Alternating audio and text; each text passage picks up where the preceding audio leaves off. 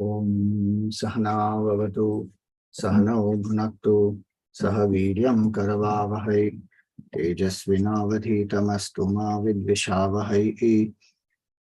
Om Shanti Shanti Shanti. Om Satchidananda Rupaya Vishvotpatyadihetave Tapatraya Vinashaya Shri Krishnaya Vayam Namaha. Samasta Jana Kalyani Niratam Karunamayam Namami Chinmayam Devam Sadgurum Brahma Vidvaram. Hari Om. Salutations to all.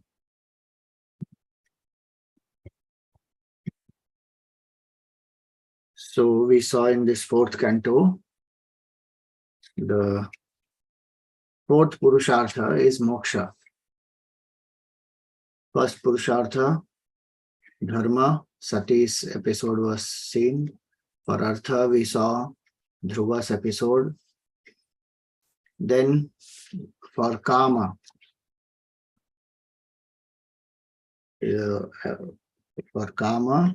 we saw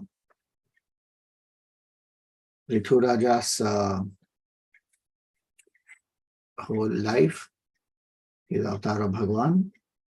And then for Moksha Purushartha, we are right now seeing the story of the Prachetas,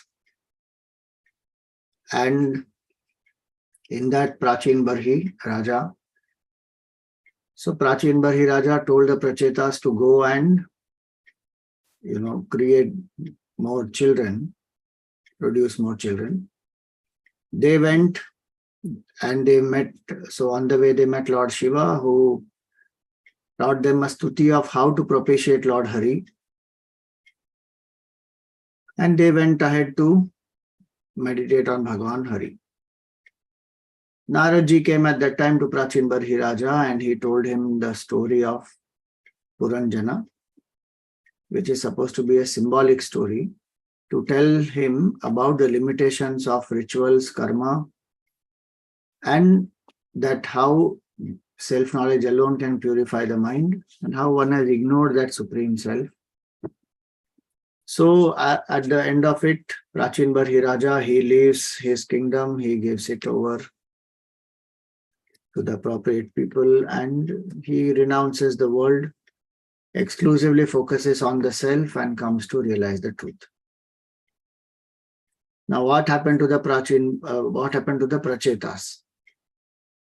So in 30th chapter of this fourth canto, we find that Vidurji is asking this to Maitreya Rishi. Starts from there, that what reward did the sons of Prachin Barhi get by propitiating Shri Hari? Ye tvaya abhihata brahman sutta prachina barhishaha te rudra gitena harim siddhimapu pratoshyakam. They propitiated Hari with the same hymn that Bhagavan Shiva or Rudra taught them. And what benefit did they get out of that? Now they happened to meet Lord Shiva, who lives in Kailash. On the way they happened to meet. But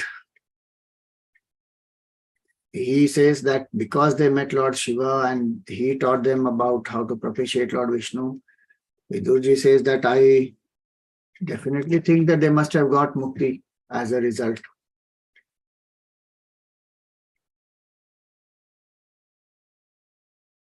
He says, what else did they achieve?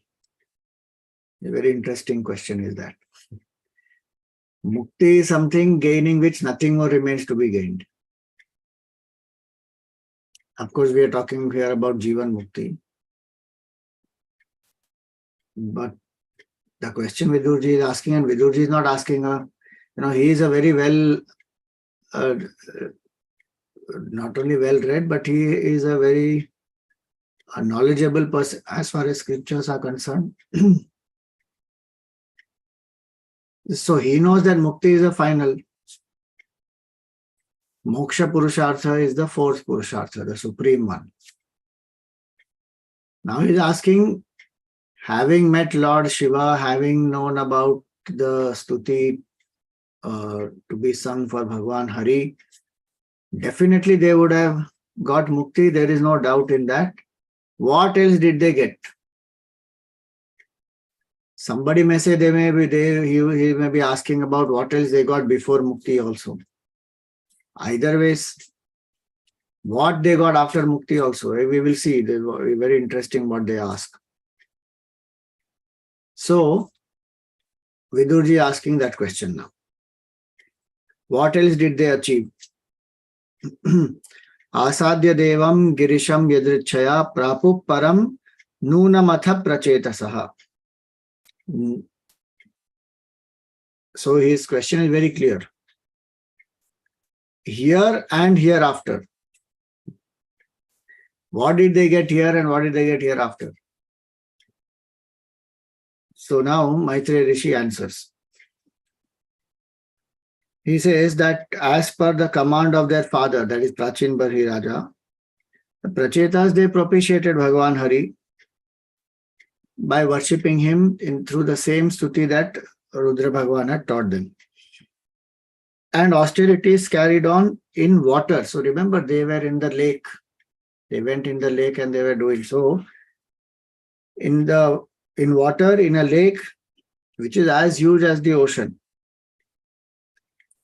At the end of many, many years, Bhagavan Narayana appeared before them. And the very austerities, what they were doing, because of which their body has also become weak in that sense. And there are challenges. They would not have eaten food for a long time. The various things would have happened. The body would have become heated up, shriveled, all that. So he soothes all of that. And how did he come? So he came on Garuda.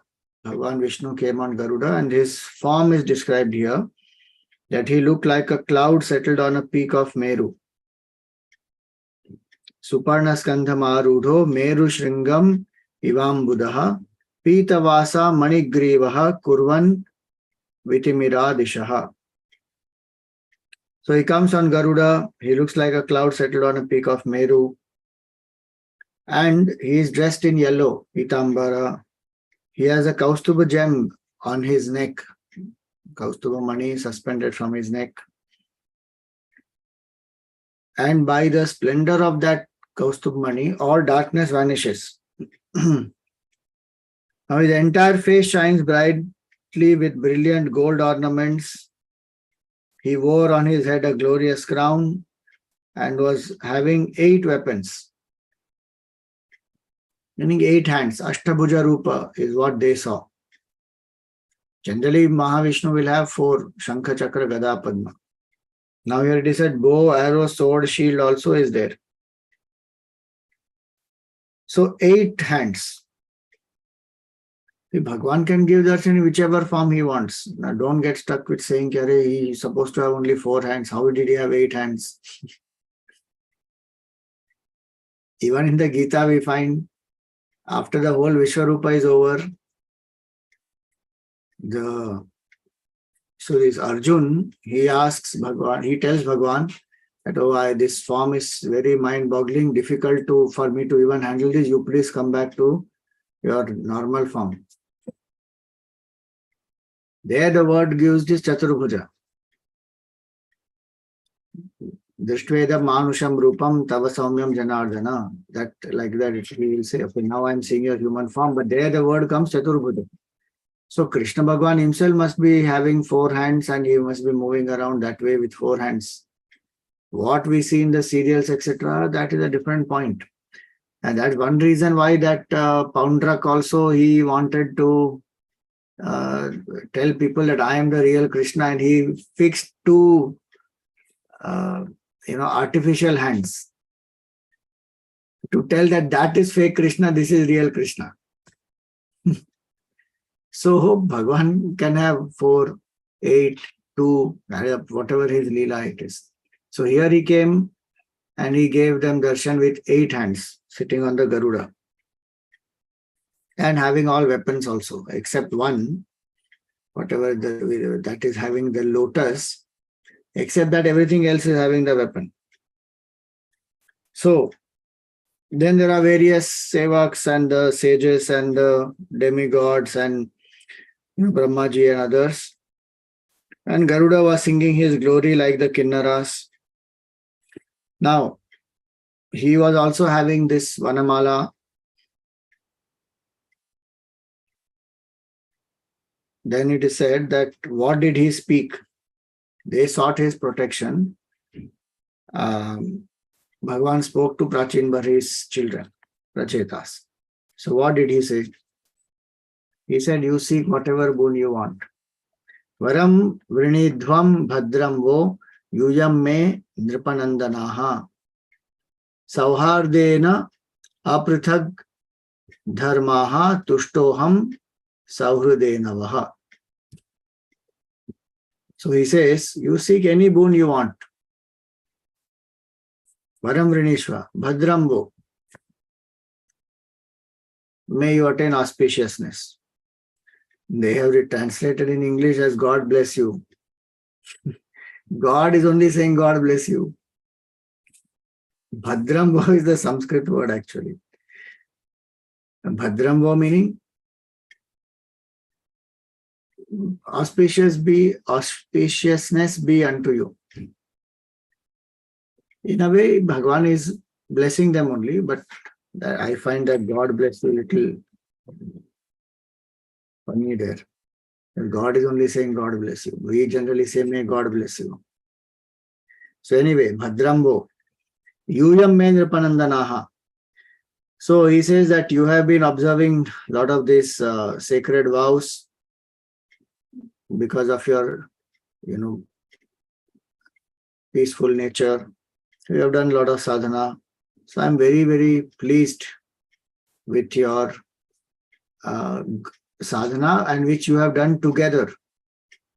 Sauhridena vaha sauhardena. They are a group, no? There are all so many prachetas who are there. As a samuhik sadhana they have done. So Bhagavan says that I am very pleased with your mutual affection and how you have done this sadhana. And he gives them, before even they ask a boon, he only starts saying first. Then of course they will ask also. But he says that whoever will remember you every day at dusk will not only have the same affection, like how they were like having a lot of brotherly love. That way, whoever remembers them will have that same affection for his brothers as for his own self. But will cherish friendly feelings for all living beings. So two things. One is the bond between the siblings will be very deep and strong, as well as one will see the other living beings also as a friend. One will have a bhava of Maitri. Mitrasya bhava is called Maitri. So Maitri towards all the beings. And he says that I will confer the desired blessing as well as a brilliant intellect on them who will glorify me every morning with a concentrated mind using that same stuti that Rudra Bhagavan had given. Ye tu mam Rudra Gitena sayam prata samahitaha stunvanti aham kamavaran dasye prajnam cha shobhanam. That stuti, Rudra stuti, which is there. He says, whoever worships me with that morning, evening, samahitena, meaning sitting quietly with a body, mind, intellect integrated, aligned, with that bhav, if whoever does morning, evening, he says that I will give them whatever they desire. Then, Yadyuyam Pituradesham Agrahishta Mudanvitaha Athova Ushati Kirtihi Lokananu Bhavishyati. Now the importance here also it is indicated of how to, what is the importance of fulfilling the commands of the father or being obedient. And in this case, the father told them to produce more children, and they on their own went to propitiate Bhagavan Hari. But they followed the father's instruction. So he says that you have joyfully carried out the commands of your father. So your bright renown will accordingly pervade all the different worlds. Now, they wanted children, no? They didn't have to ask also. Bhagavan is Antaryami. Bhagavan, of course, knows what they want. And he will still ask them, tell me what do you want? But before they ask only, he is fulfilled. So what does he say? Bhavita Vishruta Putro Navamo Brahmano Gunaihi Ya Etam Atma Viryena Trilokim Purayishyati. Purayishyati. So he says that an illustrious son will be born to you who will be in no way inferior to Brahma, the creator, in point of virtues, and who will fill all the three worlds with his progeny. You will see Daksha will be born to them. So they got the purpose for which they were following the father's instruction, doing the tapasya, etc., that purpose fulfilled. Now they will say, but we are not married. Bhagavan gives the whole plan also to them. It's very interesting in Bhagavatam, this, it comes even in the third canto we saw, Kapil Muni. Kapil Muni is told, again Brahmaji says, you procreate, increase, and take the creation forward. So what does he do? He also goes and does tapasya. And Bhagavan comes there, and he also says that you will get a son, and he makes the arrangement also. He says that in some time Manu and Shadrupa will come, and their daughter Devahuti, they will come and will bring, and they will offer her to you in marriage. Don't refuse that proposal and accept it, and great things are to happen through that, and I will be born to you as a son. Full plan given. Here also he makes the arrangement. Very compassionate Bhagavan he is. If they need a son, he'll make all arrangements. Whoever needs whatever, that obviously Bhagavan only does all arrangements for everything, but that we forget. So here you see, he says, what is the way in which they will get the son? So he says, the sage Kandoho Pramlochaya Labdha Kanya Kamala Lochana Tam Chapavidham Jigruhu Bhuruha Nripanandanaha. So this sage Kandu got a girl with eyes charming as the lotus through Pramlocha. Now who is Pramlocha? She is an Apsara. And the spirits presiding over the trees. So these spirits, meaning Vana Devatas, Vriksha Devatas. So like that there are Devatas pervading the whole creation. So he says those spirits presiding over the trees, they brought up this girl because Apsara left and went. Apsaras can't stay on the earth for long. They go. Shakuntala was also like that. Menaka and Vishwamitra. To them, the Shakuntala was born. Menaka went away because she can't stay on earth more time. Vishwamitra Rishi also realized, what is this now? He understood that, oh, I should not have done this. He went giving, who brought up Shakuntala? Kanva Rishi brought up Shakuntala. Same thing happening here. Kandu Rishi got a girl with this Pramlocha, and they would have gone. This Apsara would have gone, the Rishi would have gone back. So sometimes this is what happened. It is unfair in that sense on the child. It appears like that.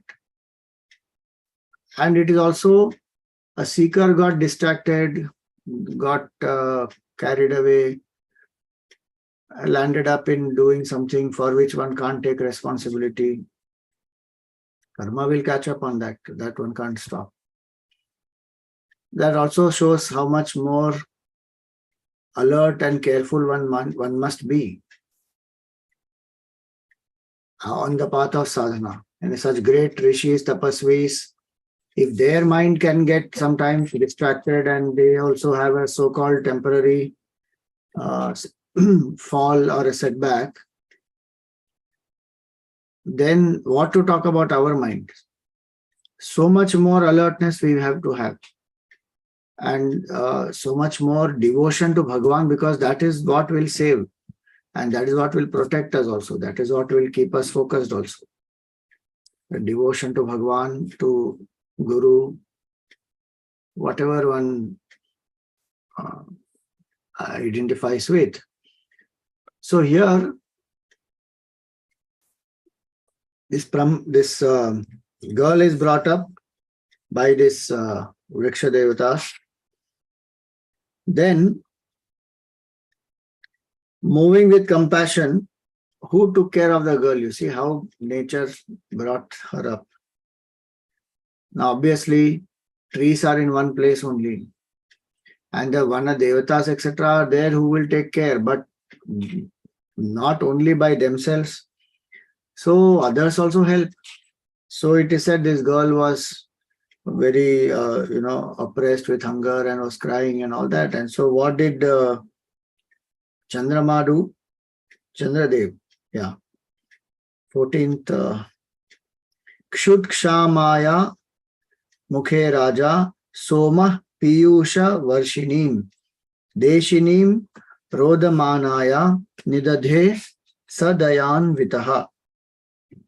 So this girl was hungry, she was crying, and so Chandra Devata, what does he do?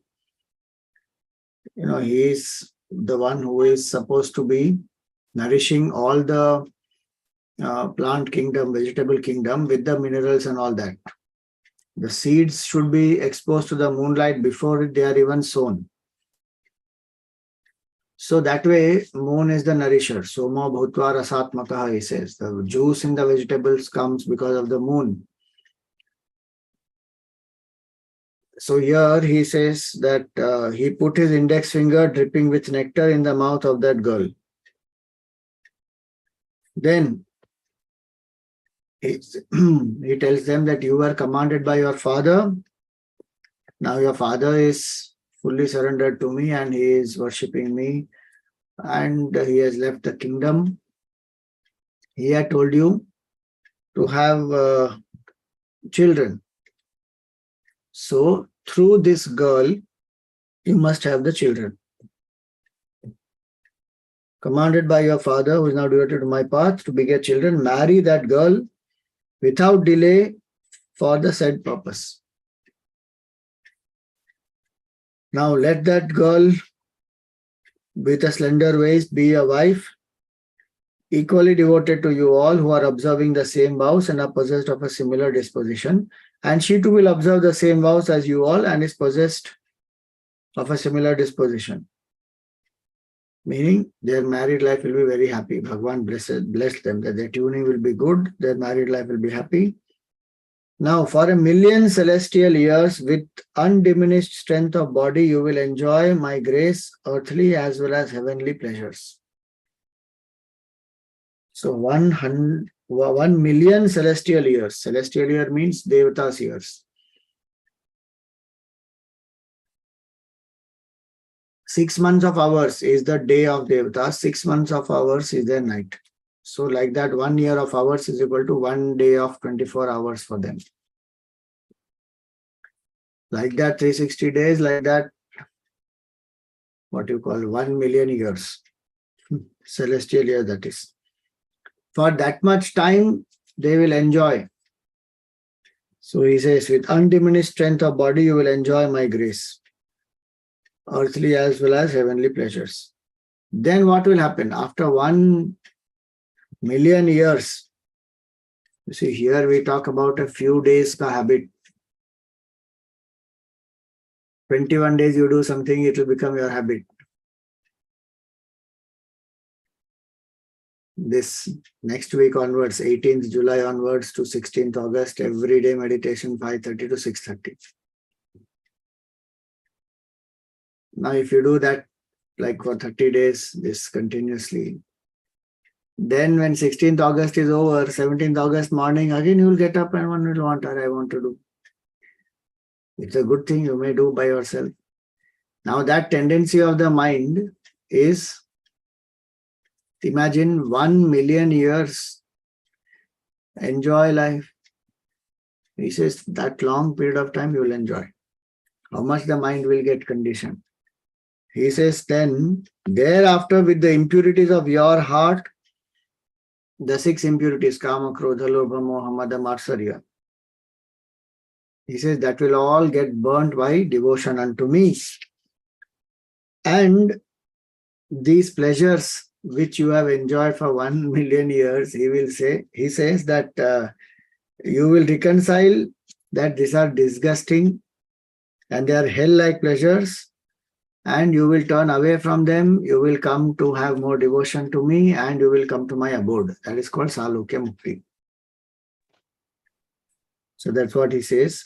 Athamai anapayinya bhaktya pakva guna shayaha upasyatha madhama nirvidya nirayadataha. You will attain to my divine abode. Now, very beautiful point he says this here. Griheshva vishatam chapi pumsam kushala karmanam madvarta yatayamanam nabandhaya grahamrataha. So he says that those who dedicate actions unto me and those whose hours are spent in talks relating to me, even though they are householders, this home life will not bind them. It's a nice thing. 2 points Bhagavan says that those who are dedicating actions to me and those who spend time in talking about Bhagavan, not some vain talk and gossip and all that. He says those who talk about the divine and those who are able to dedicate all karmas unto the Lord, even if they are householders, Bhagavan says there will not be any bondage of the house to them. Which means whoever is in a household stage, household does not mean only somebody who is married. That is one technical meaning. But anybody who has responsibilities, who has work to be done, ambitions, goals, whatever one has to achieve, even when an organization is a family, is a house in a different way, but it is a family. So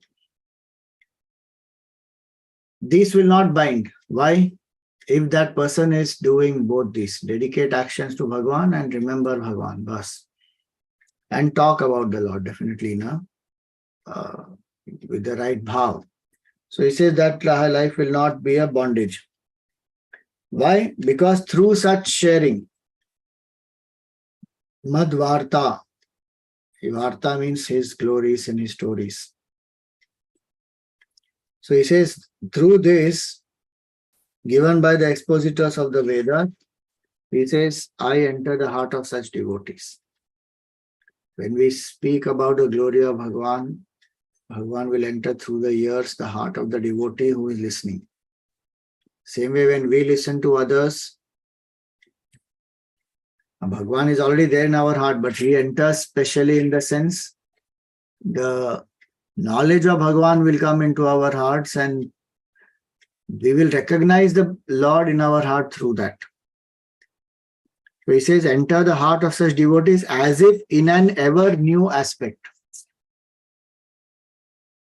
So, and he clarifies here, this Manifestation of mind in the heart is the same as realization of Brahman, as is evident from the fact that those who attain to me never give way to infatuation, grief, or joy. Namuhyanti na shochanti na hrisyanti yato gataha. So they attain the supreme oneness, not only the abode of Bhagavan. He says that you will come to my abode and then eventually you will become one with me also. Just give me a minute.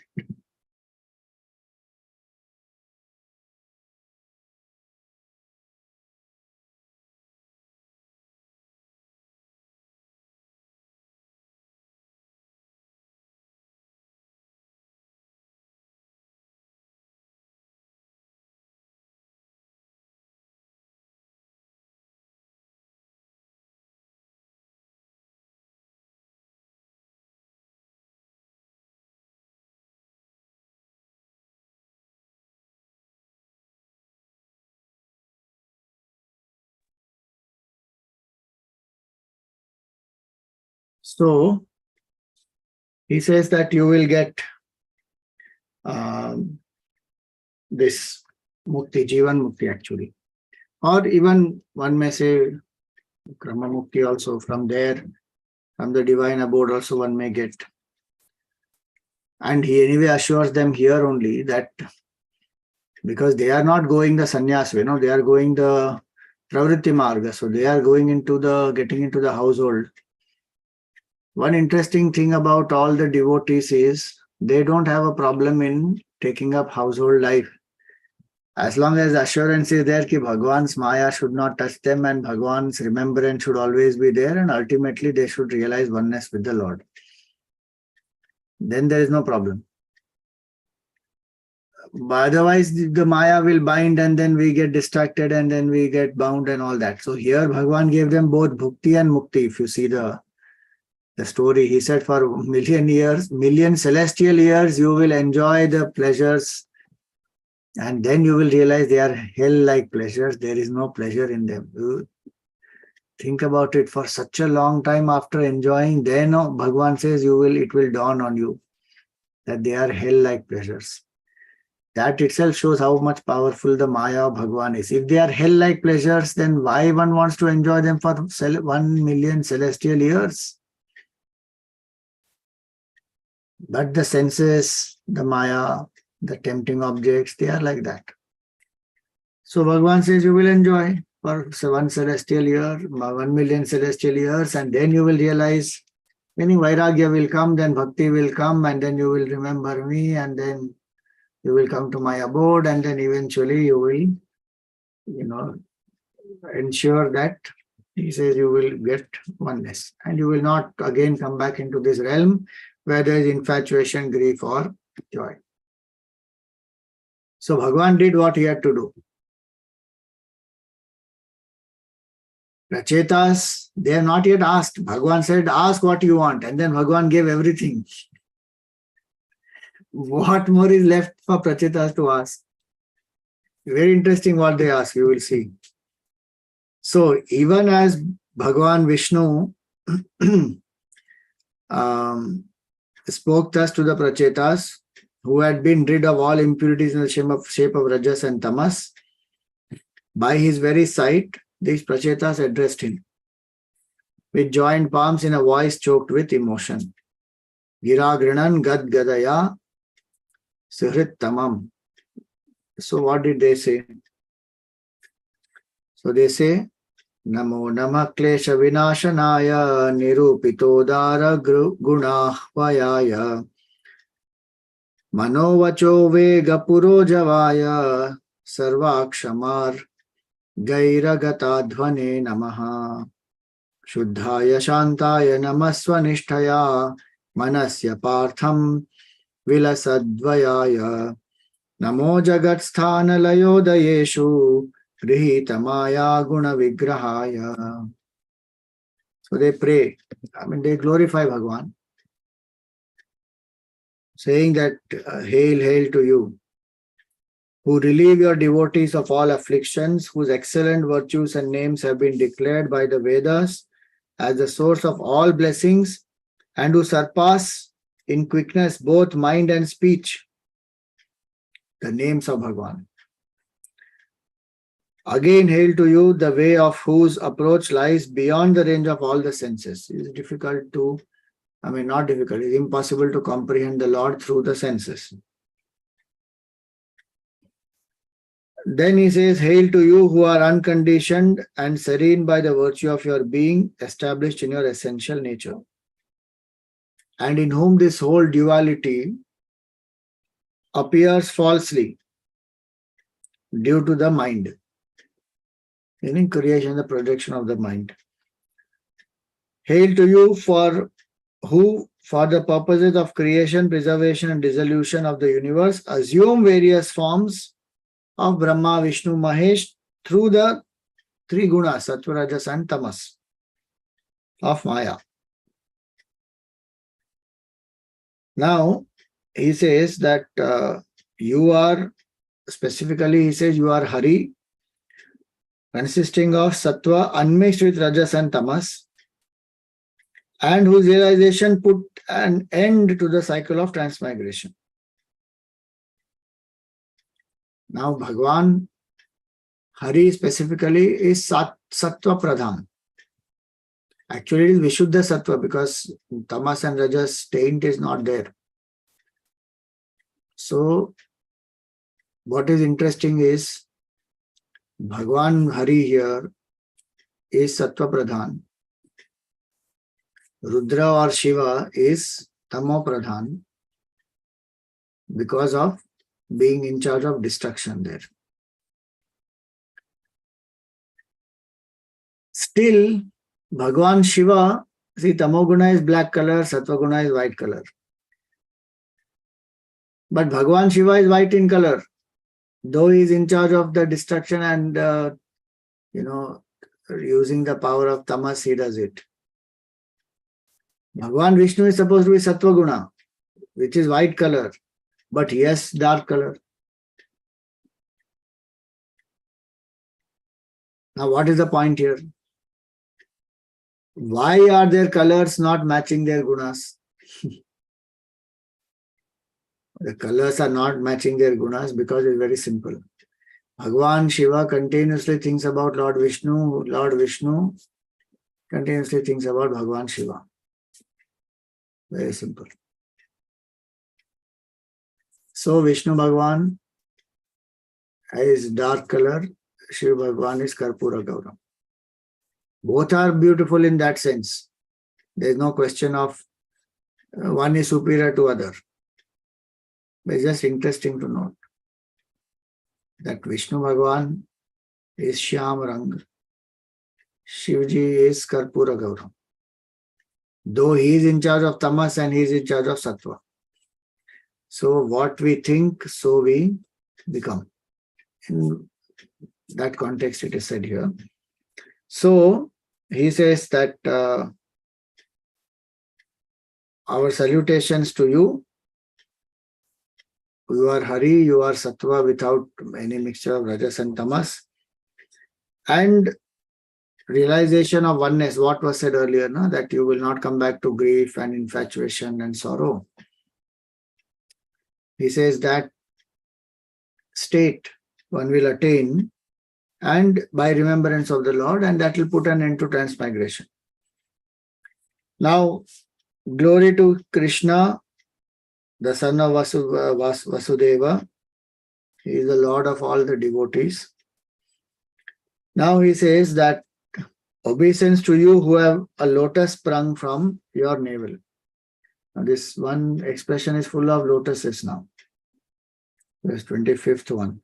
Namak Kamala Nabhaya, Namak Kamala Maline, Namak Kamala Padaya, Namaste Kamalekshana, Namak Kamala Kinjalka, Pishanga, Malavasase, Sarvabhuta Nivasaya, Namo Yungshmahi Sakshine. Full of Kamal. So he says, salutations to you who are adorned with a wreath of lotuses, whose feet resemble a pair of lotus, who has eyes like lotus. You are clad in stainless robes, yellow as the filaments of a lotus. He says, once more we offer our obeisance to you, the abode of all creatures as well as their seer. Now he says, we are affected by the three gunas. We are bound by them. And you are one who is beyond the three gunas. But yet you have chosen to come in this form and you have given darshan to us. You have revealed your form, which puts an end to all the miseries. What other favor could be bestowed on us? So they say that what else do we want? You already gave us the best, and you out of compassion you have come, given the form, plus assured us of all that he said earlier, to enjoy for 1,000,000 celestial years and then come to my abode and be one with me and all that. He said, you've already given everything. So what more can we ask? He also told about children and who is a girl and whom to marry. Everything finished. So what other favor could be bestowed on us? So now you see what they ask.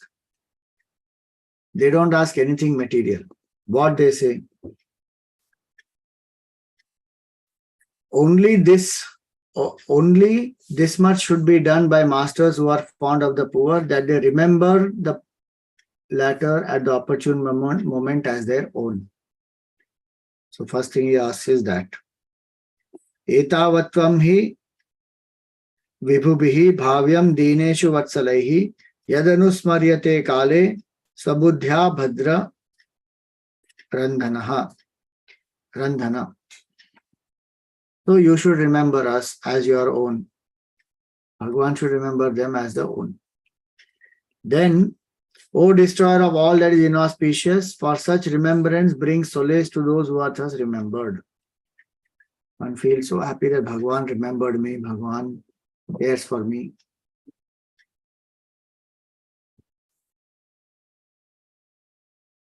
Devotee is asking Bhagavan to remember the devotee. Devotee generally asks Bhagavan that I should remember you continuously, which Bhagavan anyway said you will come to me and all that earlier. Now he says, you please don't forget us. We just want that you remember, especially at the time of need, you please remember. So they should remember the latter at the opportune moment as their own. Then all that is inauspicious will get destroyed. How? Because when one remembers is that Bhagavan loves me as I am and Bhagavan remembers me, then which negative thought will come in our mind? World does not love me, who cares? Bhagavan loves me. And the world is Bhagavan's Maya only. So one does not bother much. Bhagavan is the source. If Bhagavan loves me, it's enough. Not that we isolate ourselves and fight with everybody and live a lonely life and then say, I don't care about the world and then Bhagavan loves me. That's not the intention. That was said earlier only, na? Maitri. The bhava of Maitri towards all. So here it is that one finds that great joy that Bhagavan remembers me and finds so much solace. One is not behind anything else which is material, tangible. So he says this, that so it will bring solace. Seated within the heart of even the most insignificant creatures as their inner controller, how could you fail to know that which is sought by us? Hankering after some object? So we don't want any object. How did you fail to see that?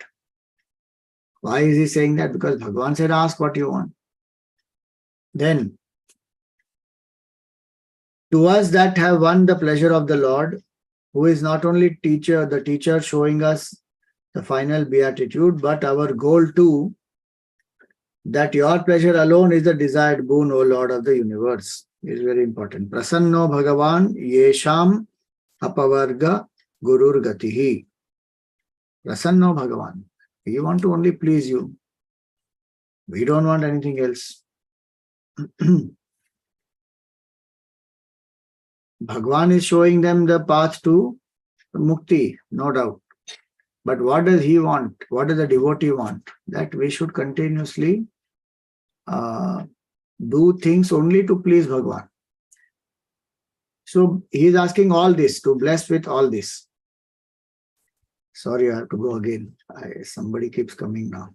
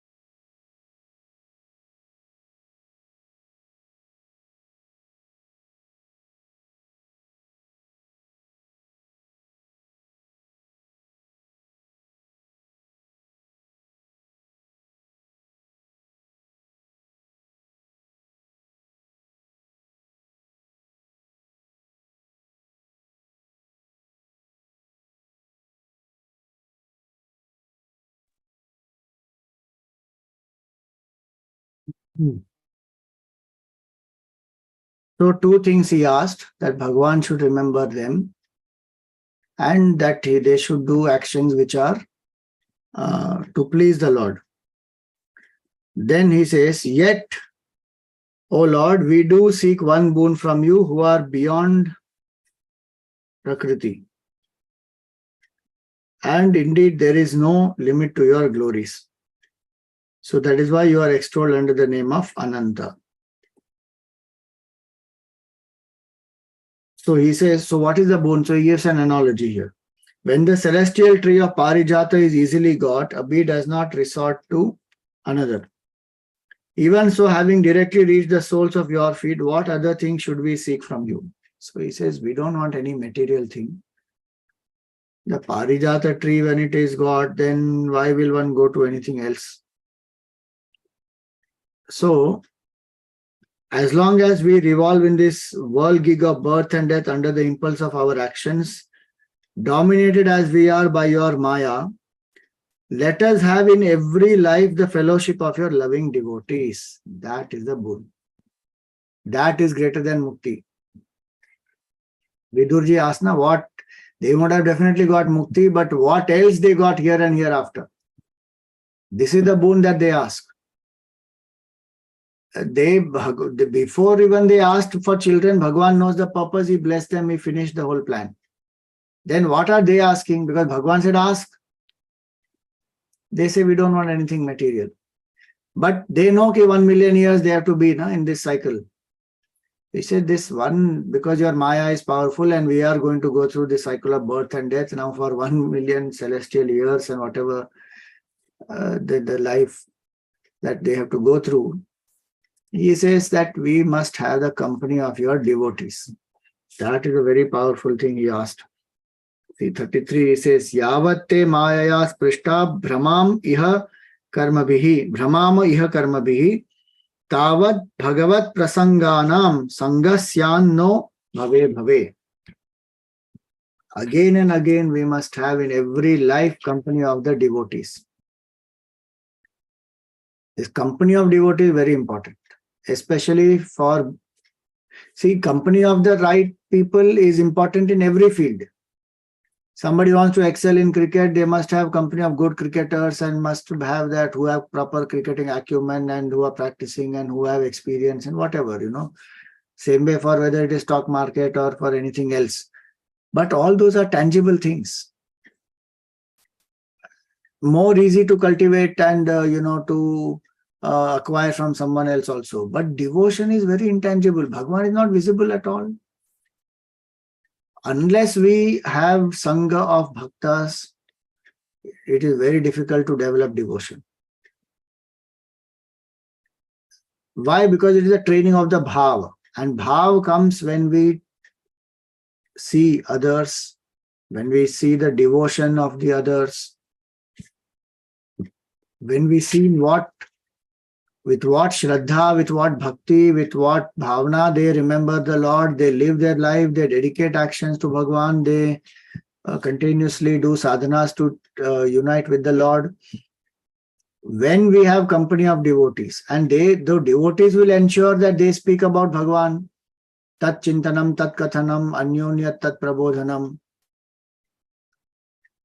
They think of Bhagavan, they speak about the Lord, they share, they don't do gossip and they don't waste time.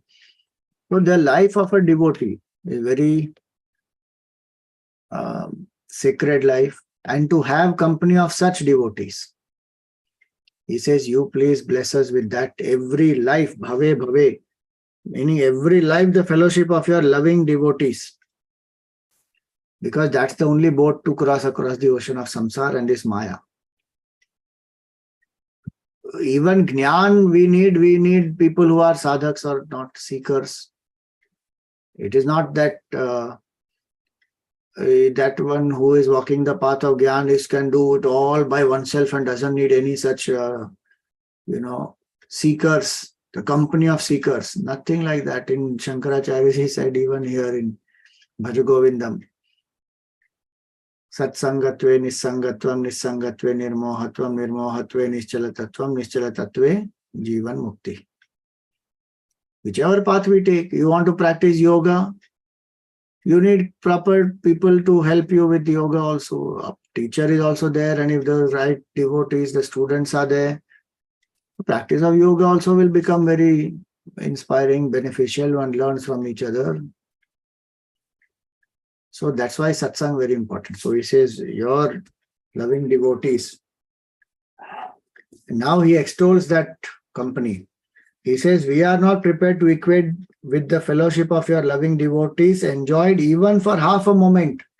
The company of the great devotees, even for half a moment, he says, we can't equate to the delights of paradise or even the moksha, much less the blessings sought by mortal men. See that, that's the beautiful line here. Tulayama lavenapi na swargam na apunarbhavam. Not even for 1 second. What? Swarga or moksha? Then what to talk about human things? Bhagavat sangi sangasya. Martyanam kimutashisha.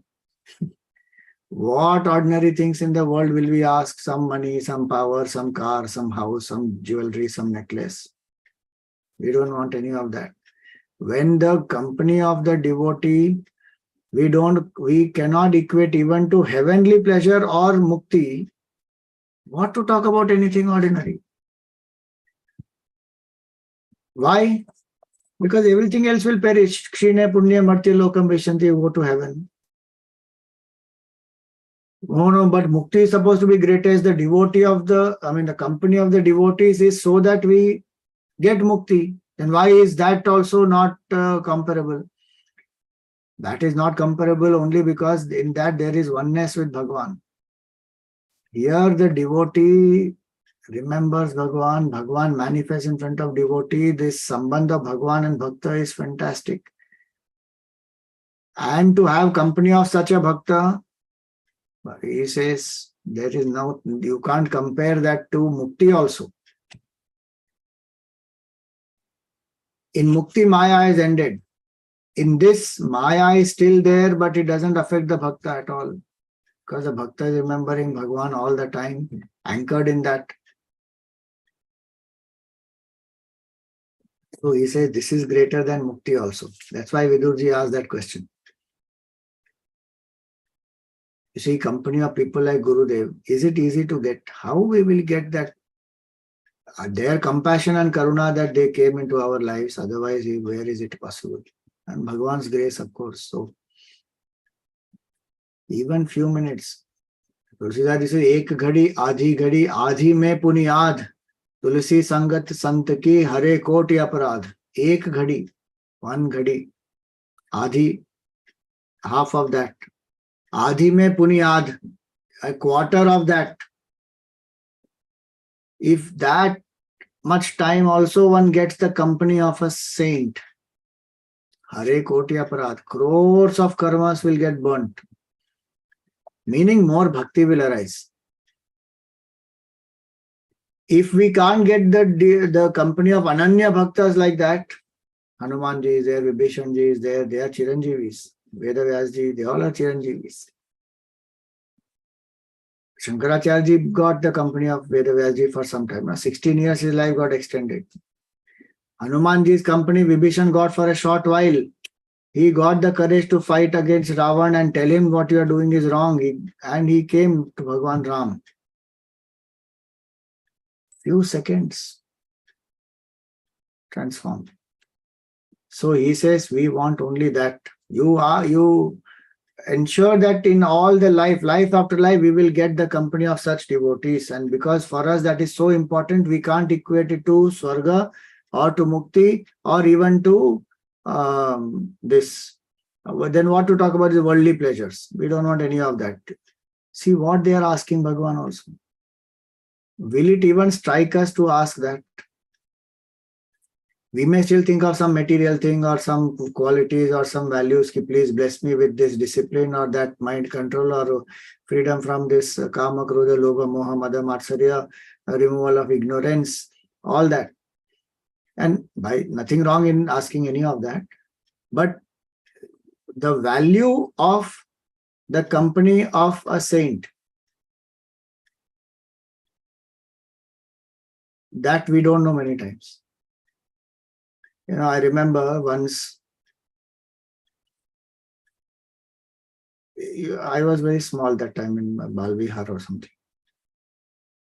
My grandfather used to organize a lot of talks and yajnas, and he would help to, whenever Gurudev came also, from a long time, from the time Chinma Mission founded, he had been with Gurudev and helping to serve and organize programs. So even in many years later, he was doing that. And one part of the yajna organizing would be that Bhiksha is arranged for Gurudev. Because the tradition is that the sannyasi gives jnana bhiksha and the grahasthi gives anna bhiksha.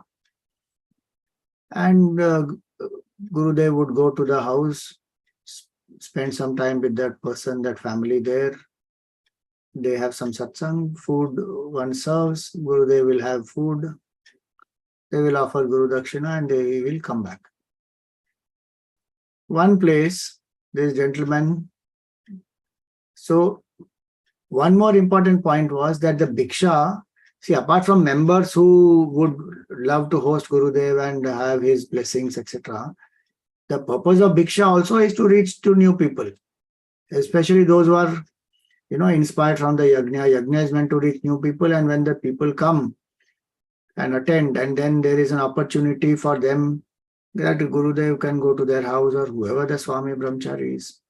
So in that context, so some new person, if you approach, then one more family is, associated with Gurudev and the mission, and then they also grow. It is good for the organization also. So my grandfather went to somebody's house, told them, invited them, and to come for the satsang, etc. And then he told about bhiksha also.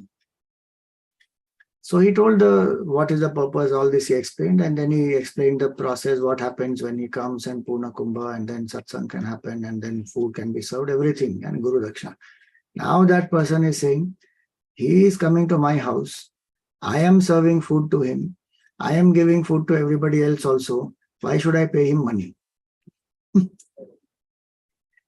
See the mindset. Naturally, somebody who doesn't know certain things, they may ask, and there's nothing wrong with that. But they think it is equal to some other commercial star coming to the house and charging money for them. It is not like that. For whatever Guru Dakshina is offered or whatever donation is offered, that is going to the organization to serve the cause of the society only. But what that Mahatma will bless, that family, and the presence of that person in that house, the samskar on that family, the interaction, the karmic connection, so many things which are there, nothing will match whatever contribution you give. Because that presence of that person is a culmination of so much of tapasya and sadhana. Even half a second, like what Tulsidas ji says, ek ghadi, adhi mein punyad, tulsi seva, sangat sant ki hare koti aparadh. And how much time Gurudev spent in the house of the person. The opportunity to serve a realized master has the impact on generations together. Feeding a realized person is equal to annadan done to the entire creation. We think about it now. What in front of that, what donation can be given and what will that match? I am only saying this because we don't recognize. It's not about money. It's about we don't recognize the importance of the presence of the person.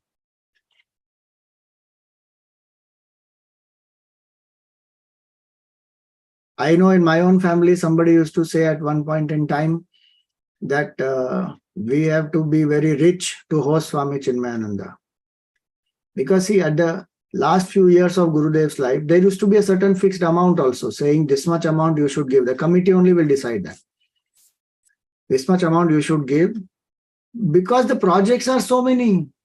And time of Gurudev is less, and he has to do so many things. And at one point, some brahmacharis and swamis, so many of them had left and gone. He had to rebuild the whole mission by himself, again start. So it is not an easy thing to do. And when limited time is there, 5-7 days yajna, last few days, so it will be only 3 days yajnas. It is not even 5 days, 7 days yajnas. There will be limited people only who can, and his time is also limited. So, and not that Gurudev would never go to the house of anybody else. He does not get bound by this all. But the organization is there, it has some rules and one follows all that. So, people would ask like this. Sometimes, Gurudev would say, you want my autograph? Pay 100 rupees. Something he will say like that. That is all a way to raise money so that people will be benefited more. No? What is important is the company of that person. The time spent with that person. And not that Gurudev would not spend time with people who don't offer money and all that. All that is not understood properly by people. How much informal satsang he used to do, and people used to be in camps with him, and they used to sit in his kutia, they used to sit out in the rose garden. I mean, all that one doesn't see. So the point here is that what is the value? Now these Prachetas, having worshipped the Lord, having got the blessing from the Lord, they are asking this, that life after life you ensure that the company of the devotees is there, and we will not compare this to anything in this world. Now, why it is like that? He says, because in the company of such devotees are sung the delightful stories of Sri Hari, which slake the thirst for enjoyment, and we find no enmity with nor fear of any kind of for any being. Because that's what will do. It will remove this craving for enjoyment. Bhoga vritti it will remove. Bhakti will remove that bhoga vritti. So he says that. Mrishtas trishnayaha prashamo yataha. Nirvairam yatra bhuteshu no dvego yatra kaschana. There is no enmity towards anybody. No impulsiveness, no anger. Why? Bhakti fills the heart. Then, yatra narayana sakshat bhagavan yasinam gatihi samstuyate satkathasu mukta sangai punah punaha. Then he says, in their midst is glorified Bhagavan Narayana himself, because they are engaged only in that much. The goal of all the sannyasis also is that Supreme Lord. That Lord is extolled by all the devotees who are this, grahasthis also, who remember Bhagavan through beautiful stories again and again by such people who are free from attachment. So that detachment will come, the devotion will come, the dispassion will come. All this is the result of company of such people. By reading books, one cannot be detached by itself. One has to be in the company of such people. That's why even in Jnana Marg it is said, you stay with the Guru, see the Guru, serve the Guru, then you understand, and those qualities come inside. Hence, he says, I will pray for that. How can meeting of such devotee of yours who go about from place to place with the intention of purifying the sacred places with the touch of their feet not be welcome to him who is afraid of transmigration? This is a question they are asking, that somebody who is stuck in the cycle of birth and death, why will that person not welcome such a company? But if somebody is not welcoming, that is only because there is some great power of Maya of Bhagavan that is trapping them. So he says, please bless us that. And as for ourselves, O Lord, we have through a moment's association only with your beloved friend Lord Shiva found today our refuge directly in you. You are the cure for this ocean of Bhavaroga, for this disease of Bhavaroga, and you are the Bhavaroga is difficult to cure, but you are the definite cure. Whatever we have properly studied, the efforts we have made to propitiate our teachers, the Brahmanas, the elders, by constantly serving them, the salutations we have offered to all worthy men, as well as to all our kingsmen and brothers, nay to all living beings in an uncavailing spirit. The austerities duly practiced by us in water for a long time without food, all this is meant for what? Only to please you. It is not for our ego, nothing. It is only to please you.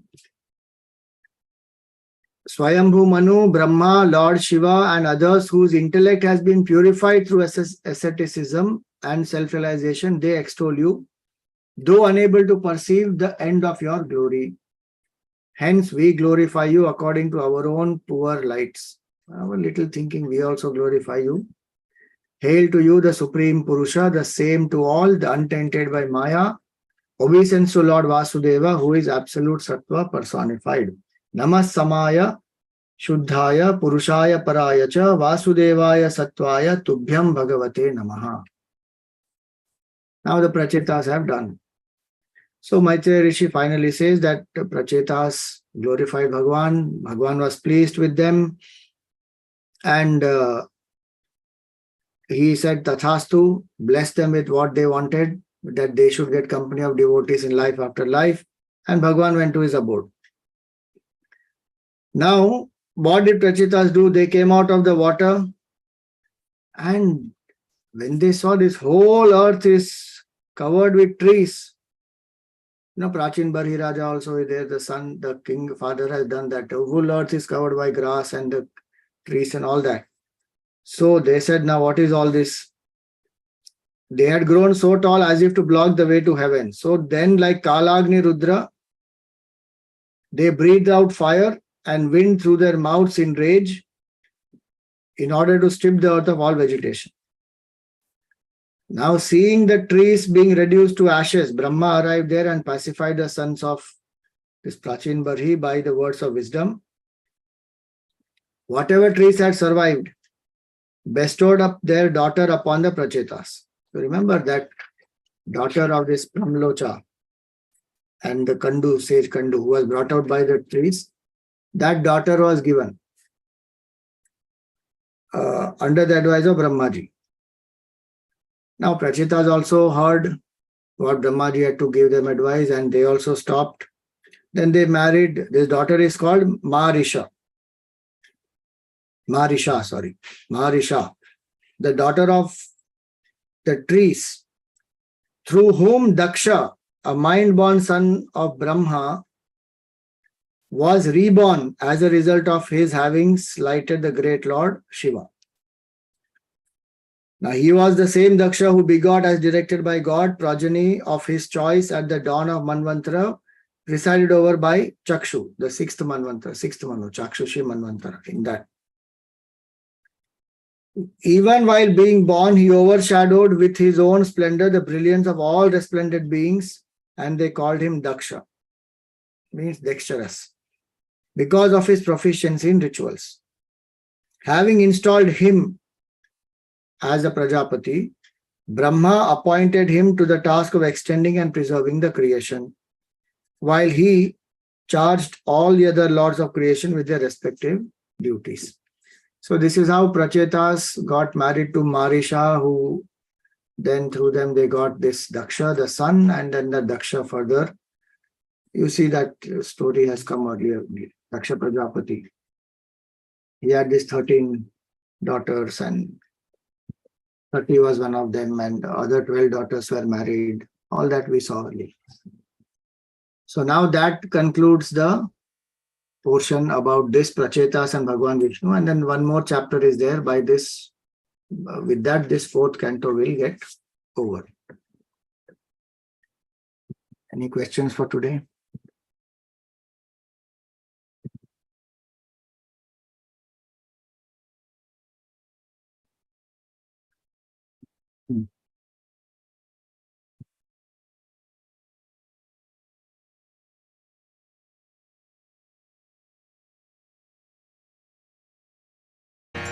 मंगल आरती प्रिया प्रीतम की, मंगल प्रीति रीति धूम की, मंगल कांति हसनी दसनन की, मंगल मुरली दीना धुन की, मंगल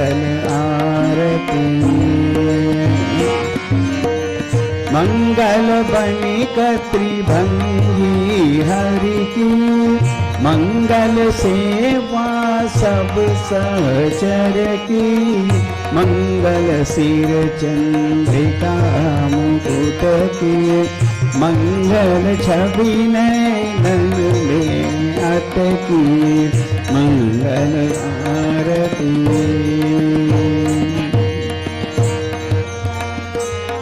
पभी अंग अंग की, मंगल गौर श्याम रंग की, मंगल अति कटि पियरे पट की, मंगल चितमणि नागर नट की, मंगल आरती।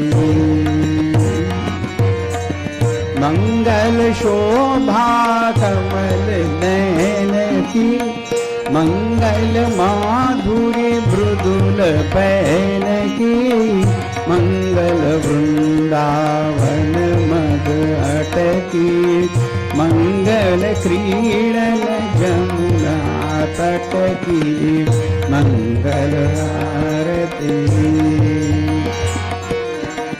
मंगल चरण अरुण तरुवन की, मंगल करणी भगति हरिजन की, मंगल जुगल प्रिया बावन की, मंगल श्री राधा जीवन की, मंगल आरती प्रिया प्रीतम की, मंगल प्रीति रीति डोल की, मंगल आरती,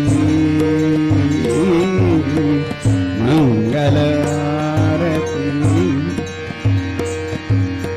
राधावर कृष्णचंद्र भगवान की जय। ओम न तत्र सूर्यो भाति न चंद्र तारकम्, नेमा विद्युतो भान्ति कुतोऽयम् अग्निः, तमेव भान्तमनुभाति सर्वं, तस्य भासा सर्वमिदं विभाति। श्री सद्गुरुनाथ महाराज की।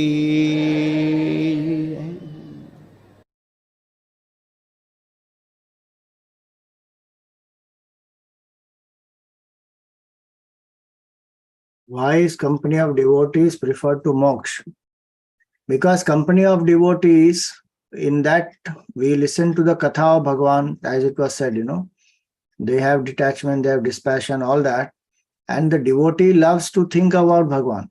In mukti sthiti, there is oneness with Bhagavan, there is non-duality. So there is bhakta, bhakti, Bhagavan, all that transcends. One transcends. That is the ultimate state of oneness, absolute oneness. The devotee still wants to see that infinite Lord in a particular form, doing the Leela, wants to chant the name of Bhagavan. There is a love for that. And so those who are wanting to be like that, they want company of devotees even more than mukti. Because that way their bhakti will come into them and then they can also enjoy Bhagavan's nama, rupa, guna, Leela, kriya, sambandh, all that. That's why. Not that they will not get mukti, they will also get mukti, but they want this, they enjoy that more, that's why.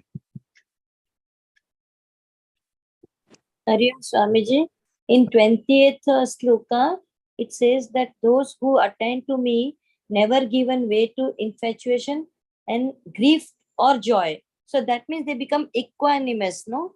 Right. Okay. Yeah. Om Pranam. Purnamidam Purnat Purnamudachyate Purnasya Purnamadaya Purnameva Vashishyate. Om Shanti Shanti Shanti. Harihi Om Shri Gurubhyo Namah. Harihi Om.